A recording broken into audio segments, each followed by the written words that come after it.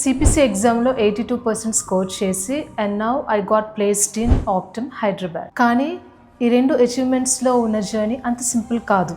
ఎందుకంటే medical coding start చేసినప్పుడు నాకు అంత క్లారిటీ కూడా లేదు కంప్లీట్గా. నాది బిఎస్సి నర్సింగ్ బ్యాక్గ్రౌండ్. నాకు సిపిటి అండ్ ఐసిడి గైడ్లైన్స్ అనేవి అంతగా క్లారిటీ లేదు.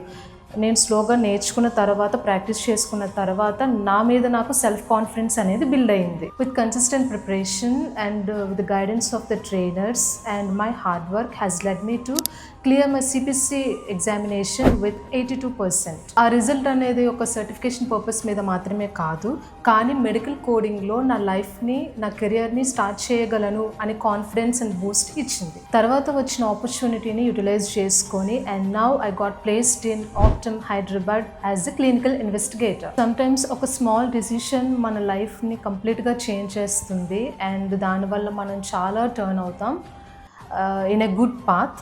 సో అలాంటి ఒక స్మాల్ డెసిషన్ ఏదైనా తీసుకున్నాను అంటే అది నా మెడికల్ కోడింగ్ జర్నీ. ఈ జర్నీలో నాకు సపోర్ట్, గైడెన్స్ అందించినందుకు a special thanks to thought flows institute.